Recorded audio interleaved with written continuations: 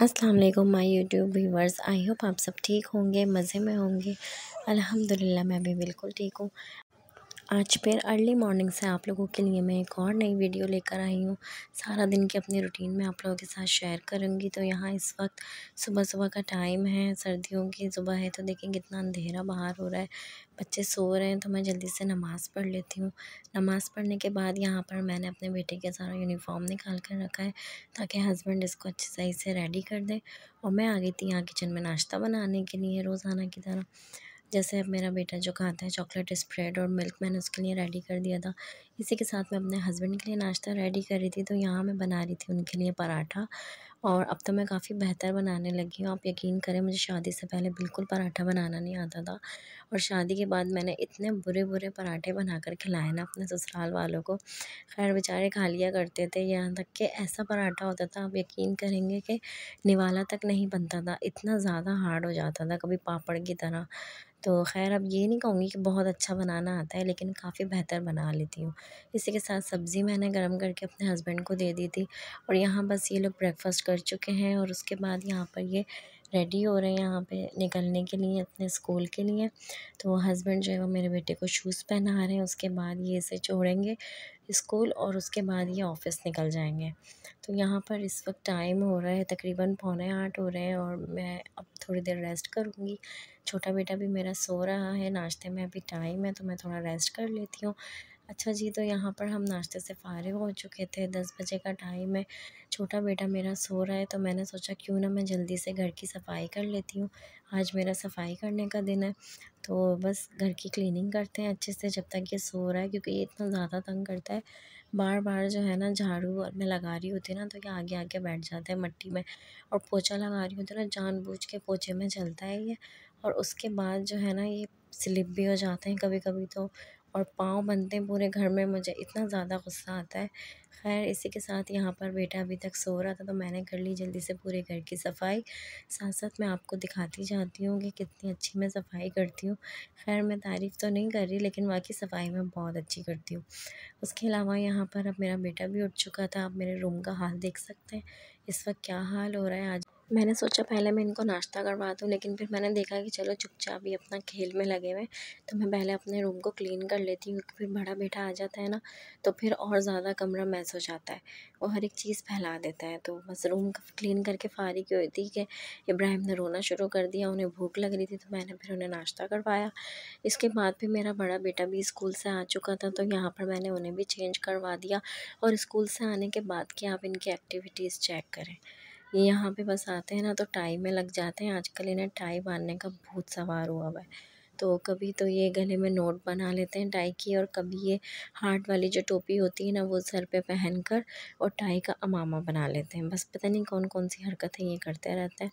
खैर इसी के साथ यहाँ पर जो है मैंने अपने बच्चों को कमरे में बंद किया हुआ है, क्योंकि ये बाहर निकलते हैं ना तो फिर मुझे नमाज़ पढ़ने में परेशानी होती है। बार-बार ये लोग जो है ना तंग कर रहे होते हैं, आवाज़ें आ रही होती हैं। इस वजह से मैंने इन लोगों को कमरे में ही बंद किया हुआ है कि कोई नुकसान ना कर लें ये लोग। और उसके अलावा यहाँ पर अब बताएँ मुझे नमाज़ पढ़ने में किस-किस के बच्चे इस तरह उनको तंग करते हैं। मेरा बेटा तो मुझे बहुत ज़्यादा तंग करता है। अभी तो इस वक्त ख़ैर मैं दुआ माँग रही थी, लेकिन तो मैंने वीडियो रिकॉर्ड कर ली, लेकिन ये सारा वक़्त नमाज़ में ऐसे ही बैठे रहते हैं। मेरी गोद में पता नहीं इनको क्या समझ में आता है, बार-बार हटा के मुझे इनको साइड में करना पड़ता है। तो बस यही मेरी रूटीन होती है सारा दिन। अब मैं इब्राहिम को रेडी करने लगी हूँ, आज मैंने इनको रेडी नहीं किया था, तो मैंने इनके यहाँ पर कपड़े निकाल कर रखे हैं। सारी चीज़ें मैं पहले एक साथ रख लेती हूँ ताकि बार-बार मुझे उठना ना पड़े, क्योंकि फिर ये तंग करते हैं तैयार होने में, तो इस वजह से मैंने सारी चीज़ें निकाल के एक साइड पे रखती हूँ। और इसके साथ मैंने यहाँ पर इनको रेडी करके दोपहर के खाने का टाइम हो गया था, तो मैं दोनों बच्चों को एक साथ ही खाना खिलाती हूँ, क्योंकि फिर बार-बार लेके बैठो अलग से तो इससे मेरा भी टाइम वेस्ट होता है। तो मेरी कोशिश होती है कि एक दूसरे को देखते हैं ना दोनों तो फिर इस तरह आराम से खा लेते हैं। तो बस मैं दोनों को खाना खिला रही थी। आज हमारे घर में सिरी पाए बने थे बकरे के। वैसे तो मुझे पसंद नहीं है, लेकिन अगर घर में कोई चीज़ बनती है ना तो मैं नखरे नहीं करती, मैं खा लेती हूँ माशाल्लाह से हर चीज़ ना। तो बस बच्चे मेरे दोनों जो हैं वो लंच कर रहे हैं यहाँ पर, और 2 बजे का टाइम होता है। कभी होता है कि ढाई बज जाता है, बहुत कम ऐसा होता है, लेकिन ज़्यादातर मेरी कोशिश होती है कि मैं 2 बजे इनको खाना खिला दूँ, क्योंकि बड़ा बेटा तो मेरा ज़ाहिर है सुबह का नाश्ता किया हुआ होता है, वो स्कूल जाता है। तो इस वजह से वो 2 बजे मैं इनको लाज़मी बस खाना खिला देती हूँ, उसके बाद फिर इनकी ट्यूशन का टाइम हो जाता है। तो यहाँ पे हम लोग भी लंच से फ़ारिग हो चुके थे, किचन भी अच्छे से क्लीन हो चुका था, तो यहाँ मैंने अपने बेटे को रेडी किया जल्दी से।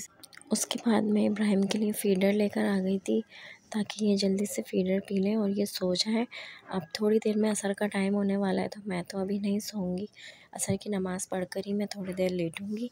तो यहाँ पर फिर मैं रेस्ट करने लग गई थी। उसके बाद फिर शाम का टाइम था, तो अभी घर में ये लोग कोई जेंट्स आया नहीं था, तो जब तक मैंने सोचा चलो मैं इब्राहिम को इस शाम के जो स्नैक्स मैं उसको देती हूँ, कुछ भी, कभी बन, कभी सेरेलैक या कभी बिस्किट वगैरह, तो वो मैं उसे खिला देती हूँ। इसी के साथ फिर मगरिब का टाइम भी हो चुका था, हम लोग भी चाय पीकर फ़ारिग हो चुके थे यहाँ पर। तो मैं थोड़ी देर बच्चों के साथ बैठ गई थी, ये भी ट्यूशन से आ चुके थे। उसके बाद यहाँ पर मैंने सोचा चलो अभी लाइट है तो जल्दी से कपड़े प्रेस कर लिए जाएँ, क्योंकि आज है ट्यूसडे, तो कल ज़ाहिर है अब 2 दिन यूनिफ़ॉर्म वगैरह पहना है, हस्बैंड ने भी 2 दिन पहन लिए, तो अब दोनों ही कल कपड़े चेंज करेंगे। तो एक एक्स्ट्रा यूनिफ़ॉर्म हमने अपने बेटे का लेकर रखा है, तो वो मैंने प्रेस कर दिया है यहाँ पर। उसके बाद फिर हम आ गए थे रोटी बनाने के लिए, तो मैं और मेरी देवरानी मिलकर ही रोटी बनाते हैं, बहुत आसानी हो जाती है क्योंकि बच्चे दोनों के छोटे हैं इस वजह से।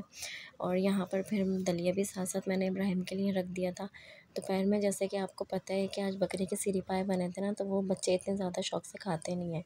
तो फिर शाम में ना बच्चों के लिए इस तरह चिकन की यखनी बना दी थी हमारी सास ने, कि बच्चे आराम से खा लेंगे। तो इब्राहिम को तो मैं इस तरह रोटी ना यखनी में भिगो कर देती हूँ, तो बहुत ज़्यादा सॉफ्ट हो जाती है और ये बहुत शौक से खाता है। लेकिन जो मेरा बड़ा बेटा है ना, वो इस तरह से नहीं खाता, उसको अलग से डिप करके देना पड़ता है। तो इस तरह से ख़ैर ये लोग माशाल्लाह अब खा लेते हैं, इतना ज़्यादा मुझे तंग नहीं करते। और फिर हम लोग भी बस डिनर से फ़ारिग हो चुके थे। रात की रूटीन मेरी वही होती है, बस दूध वग़ैरह लेकर आना, बच्चों का दलिया लेकर आना, अपने लिए लाना दूध, और बस बच्चे यहाँ पर सो चुके थे। मैंने ईशा की नमाज़ नहीं पढ़ी थी अभी तक, तो मैं पढ़ लेती हूँ जल्दी से नमाज़, और नमाज़ पढ़ने के बाद मेरी स्किन केयर रूटीन जो है वो मैं आप लोगों के साथ शेयर करती हूँ।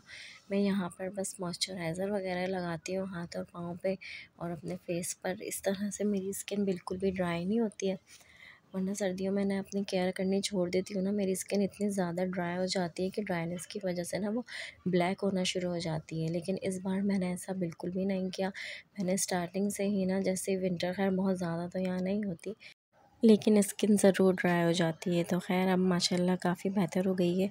और इसी के साथ आई होप आप सबको आज की वीडियो पसंद आई होगी। वीडियो पसंद आई है तो लाइक शेयर कर दें, चैनल को सब्सक्राइब कर दें। अपना बहुत ज़्यादा ख्याल रखिएगा, दुआ में याद रखिएगा। अल्लाह हाफ़िज़।